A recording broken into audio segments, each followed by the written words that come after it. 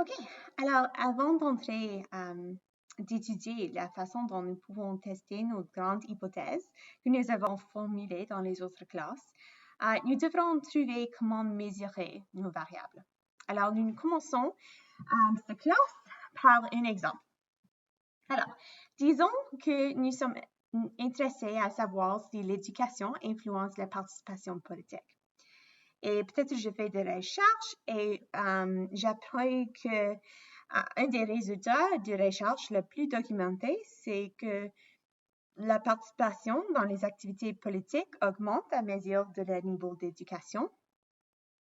Alors, quand les activités politiques augmentent, aussi les niveaux d'éducation augmentent, ou bien, quand les niveaux d'éducation augmentent, les activités politiques augmentent.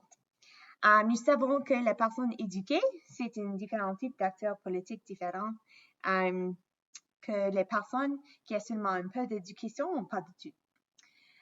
OK, alors nous faisons une hypothèse, c'est basé sur la littérature. Alors peut-être moi je dirais que je prédis que les niveaux d'éducation plus élevés conduiront à des niveaux plus élevés de participation politique. Alors, juste pour répéter, je prédis que des niveaux d'éducation plus élevés conduiront à des niveaux plus élevés de la participation politique aussi. Alors, nous pourrons décrire cette relation dans un diagramme. Alors, la variable indépendante, c'est l'éducation, le niveau d'éducation.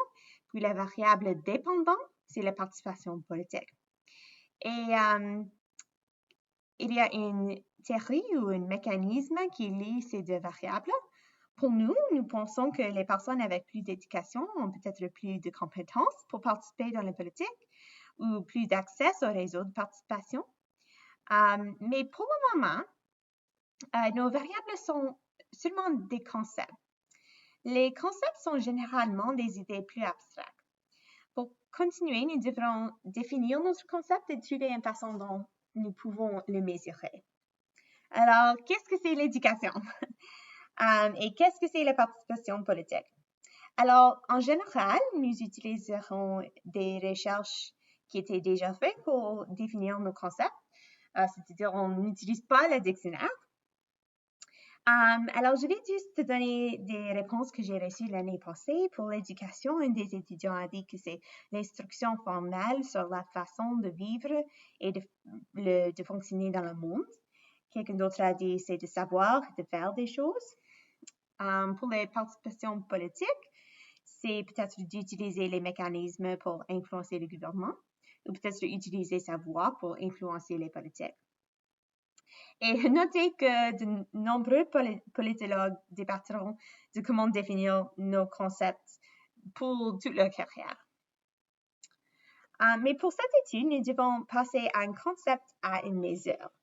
Mais avant de mesurer les variables, nous devons considérer une unité d'analyse.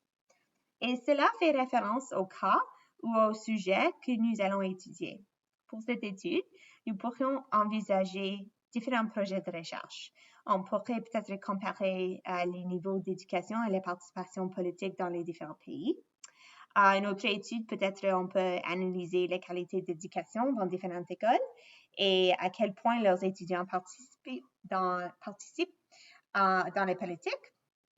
Une autre étude peut-être pourrait examiner le niveau d'éducation d'un individu et une personne et s'ils participent dans les politiques, oui ou non, est-ce qu'ils ont voté, oui ou non.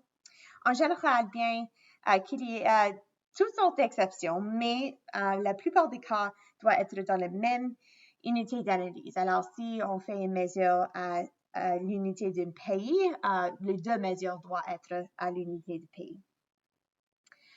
Alors, la façon dont nous mesurons une variable dépendra sur notre unité d'analyse. Alors, on va penser des différentes façons dont nous pouvons mesurer ces variables avec des différentes unités d'analyse. Alors, pour éducation, peut-être, je vais l'écrire, je crois. Peut-être pour l'individu, on peut dire que c'est combien ou quel niveau niveau d'éducation, c'est secondaire, post-secondaire, pas de secondaire. Le secondaire, puis le post-secondaire, peut-être. C'est des différents niveaux d'éducation. C'est une façon dont tu peux penser d'autres façons. C'est peut-être combien d'années d'école formelle. L'éducation secondaire, oui ou non. On peut penser de différentes façons. Pour l'individu, pour la participation politique, peut-être si elle a voté.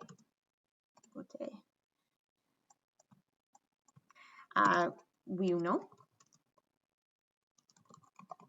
Peut-être s'ils étaient membres d'une parti politique, oui ou non, si elle a signé une pétition, oui ou non, il y a toutes sortes de façons que nous pouvons mesurer la participation politique avec le niveau d'individu. OK, quel niveau? There we go.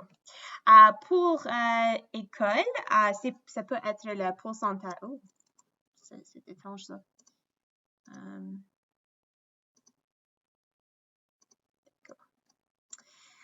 Pour l'école, peut-être on peut dire le pourcentage d'étudiants diplômés.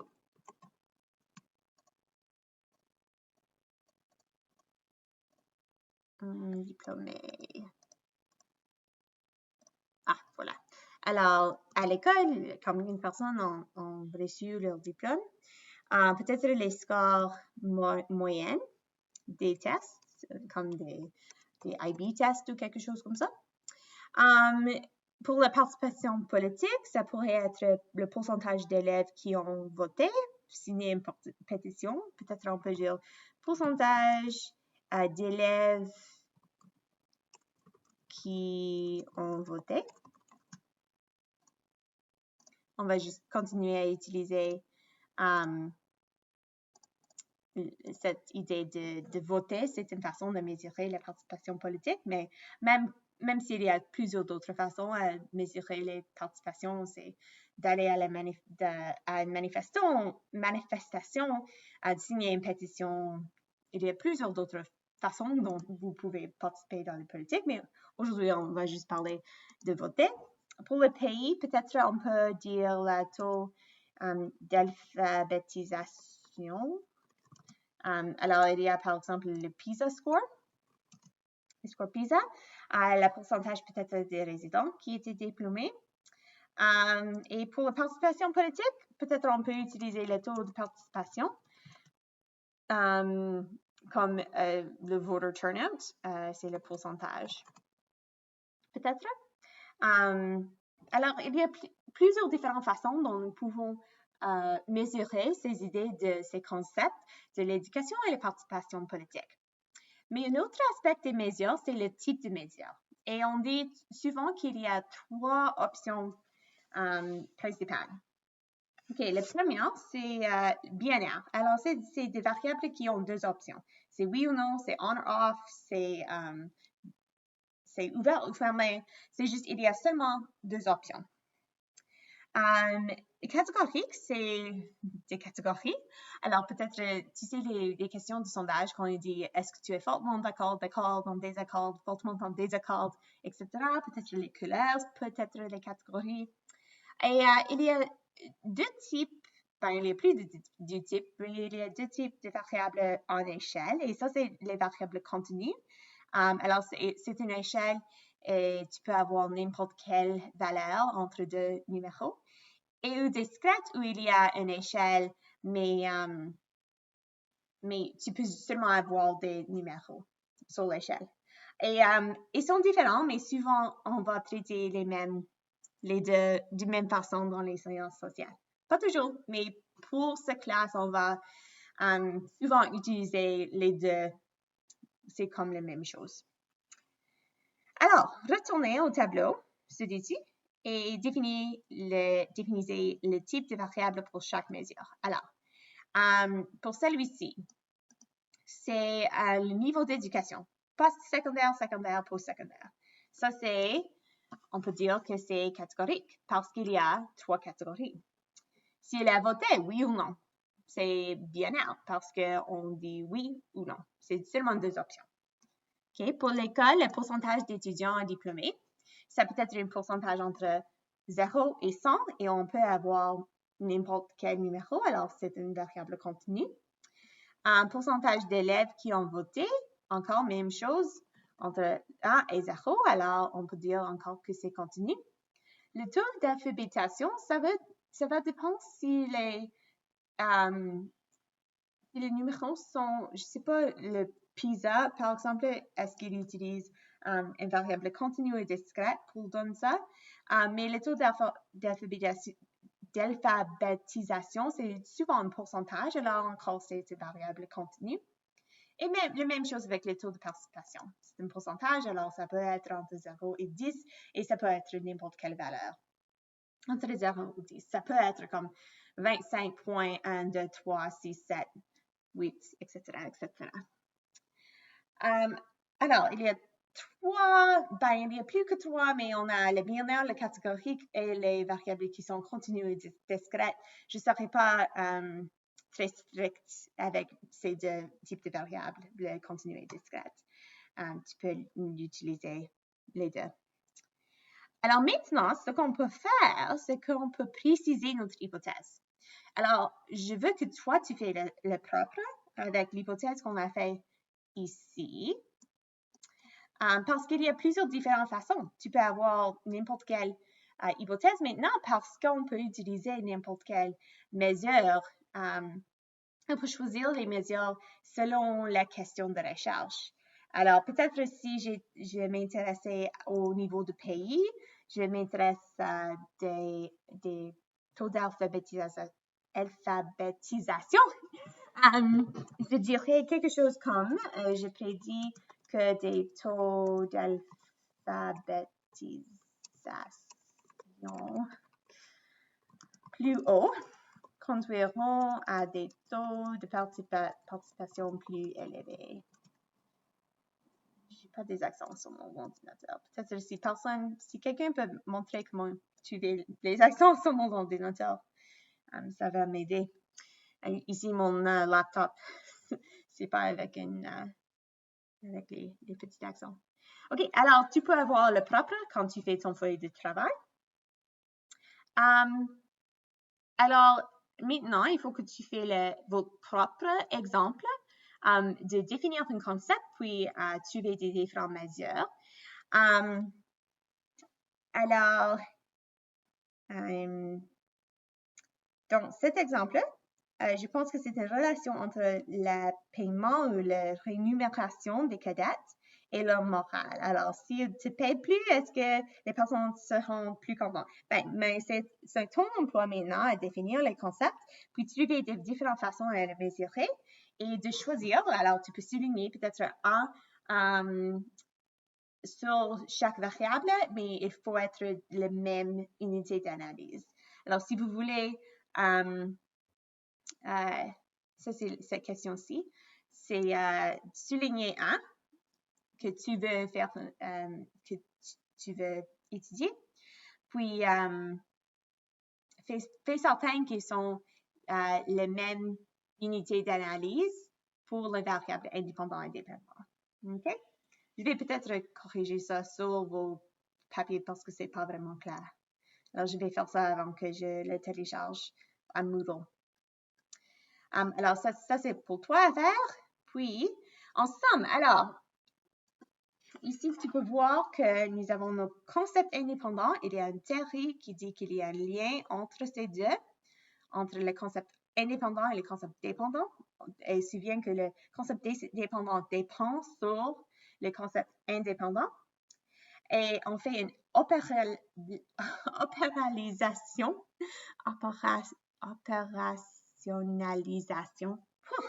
Et c'est-à-dire comment nous le mesure. Et quand nous avons nos mesures, on a maintenant nos variables indépendantes, nos variables dépendantes. Et on pense qu'il y a un lien, ça c'est notre hypothèse. OK. Alors, peut-être on va faire un petit exemple parce que c'est un peu compliqué.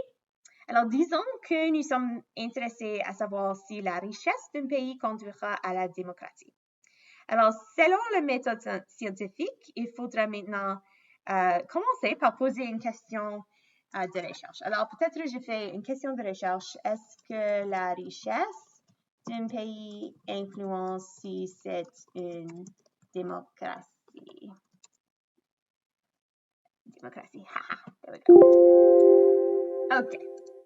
Alors, j'ai une question de recherche. Et je fais un peu de recherche, je vois les journaux, puis je trouve la théorie de Lipset et les autres recherches empiriques plus récentes. Et je trouve que le développement économique a un rôle important dans la construction de la démocratie. Pourquoi? C'est parce que les démocraties sont plus susceptibles d'émerger à mesure que les pays se développent économiquement à raison de l'accumulation progressive de l'urbanisation, l'éducation, la communication, la mobilisation des citoyens. OK. On a fait des recherches. Alors, maintenant, on peut faire une hypothèse parce qu'on a fait des recherches et on a une idée. C'est quoi la relation entre la richesse et la démocratie? Alors, je pourrais dire peut-être à mesure que la richesse d'un pays augmente, sa probabilité d'être une démocratie augmente aussi. Désolée, je dois accrocher. OK, alors peut-être je pense que mon variable indépendant, c'est la richesse. Et je crois que quand la richesse augmente, la variable dépendant, la démocratie, il y a plus d'une chance d'être une démocratie. OK. Alors, maintenant, c'est notre emploi, c'est de définir nos concepts et décider sur les mesures. Alors, c'est où je demanderai à vous, à demander, penser, c'est quoi la richesse, c'est quoi la démocratie? Alors, pour la richesse, au passé, les étudiants ont dit que c'est des ressources, peut-être. C'est peut-être les biens matériels et immatériels. Bien. Oh, bien. Alors, on peut mesurer, il y a plusieurs différentes mesures. On peut utiliser le PIB, on a utilisé dans la semaine passée, je crois. Peut-être le salaire moyen dans le pays. Il y a plusieurs différentes sources, plusieurs différentes façons dont nous pouvons mesurer la richesse. Okay. Mais c'est un peu plus compliqué avec la démocratie. Alors, peut-être quelqu'un va dire que si la population peut élire des représentants, et l'indépendance des personnes qui sont élues, si la voix des peuples c'est respecté. Mais quand tu vas pour le mesurer, c'est très difficile à penser comment est-ce que je peux mesurer et dire que oui, c'est une démocratie, non, c'est pas une démocratie. Même comme un pays comme États-Unis, on pense, bien sûr, c'est une démocratie, mais est-ce qu'il y a toujours d'indépendance? Est-ce qu'il y a toujours la voix des peuples c'est respecté? On ne sait pas. Alors, on va faire une petite sidetrack, une petite parenthèse avec comment mesurer la démocratie, juste pour te montrer que c'est important que nous faisons nos concepts, puis après nous décidons c'est quoi notre mesure. Alors, c'est difficile à mesurer la démocratie et les chercheurs ont trouvé une variété de façons à définir et de mesurer la qualité de la démocratie dans un pays. Mais on dit qu'il y a généralement, il existe deux grands types de définition de la démocratie. Alors, les politologues ont pour plusieurs années fait des débats, c'est quoi les démocraties? Et il y a deux grands groupes de politologues. Il y a des personnes qui pensent que, qui utilisent une définition qui est plus substantive. Alors, il dit que la démocratie, c'est défini par les résultats.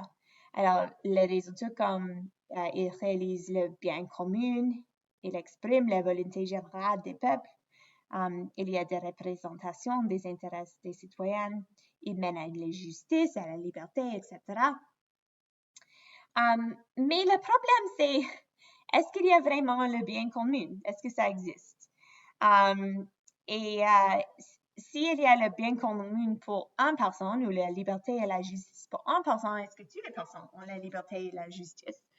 Et on sait qu'il n'y a aucun pays où tout le monde a de liberté et de justice. Alors, est-ce qu'il n'y a aucune démocratie? On ne sait pas. Alors, une définition différente, c'est procédurale. Et il dit que la démocratie, c'est une méthode à sélectionner celui qui dirige le pays, celui qui sont les chefs. Mais encore, il y a des problèmes parce qu'il y a plusieurs régimes non démocratiques qui ont des élections.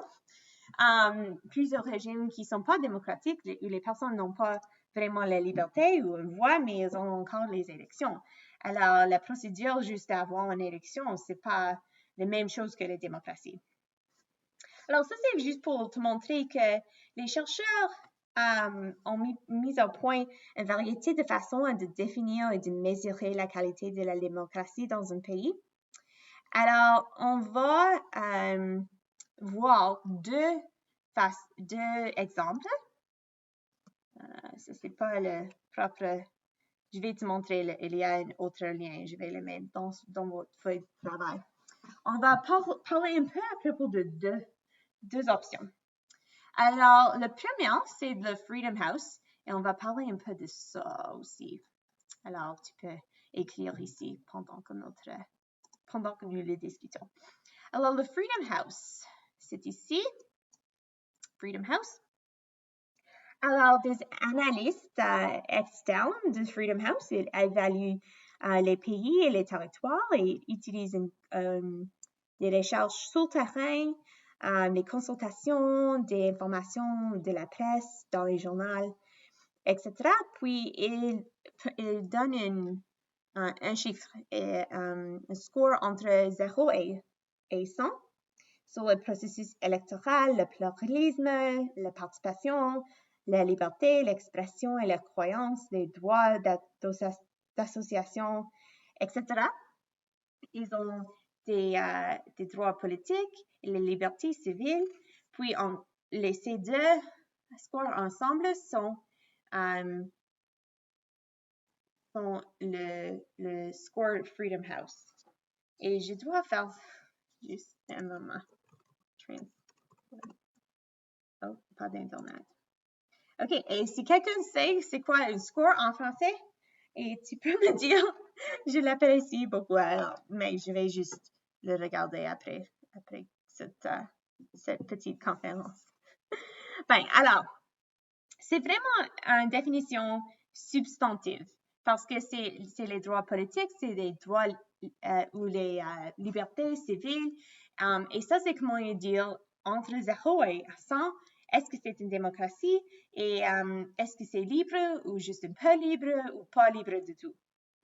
Alors, c'est une variable qui est discrète ou alors parce que c'est entre 0 et 100 et ça doit être un chiffre. Alors, vous pouvez le trouver, je vais te donner le lien et tu peux juste aller voir des différents pays, par exemple le Canada. Oh, c'est très bon. Mais ouf, Central African Republic, c'est la Chine, c'est seulement 10. Crimea. Alors, c'est intéressant juste d'aller voir. Et ça, je crois que c'est l'année 2019. OK, alors ça, c'est une façon de mesurer est-ce que c'est une démocratie, oui ou non? Oui, non et peut-être. Alors, l'autre, c'est la démocratie et le développement. M'excuse, c'est seulement disponible en anglais. La réalité, c'est que la plupart de ces données sont faites en anglais. Puis, ils ont utilisé une différente façon. Oh, je dois...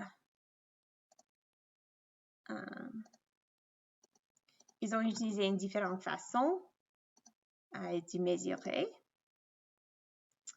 Puis, je vais juste télécharger les... non. Oui. Les données. Et ils ont chaque pays ici. Puis, tu peux voir, est-ce que c'est une démocratie, oui ou non? C'est sur BQ. Ici. Et c'est juste un 0 ou un 1. Et ce qu'ils ont fait pour mesurer si c'est une démocratie, oui ou non, il dit que il y a vraiment de facteurs, mais si vous élisez vos dirigeants, vous êtes une démocratie. Est-ce que vous pouvez vraiment éliser vos dirigeants? Si c'est oui, c'est un 1. Si c'est non, c'est un 0. Et ils veulent le faire parce qu'il dit que est-ce qu'on peut vraiment dire que sur une échelle que le Canada, c'est 10 points plus démocratique qu'un autre pays? C'est difficile de donner des points pour la démocratie. Alors, il dit que c'est une démocratie, oui ou non. Alors, et je vais, quand je suis ici,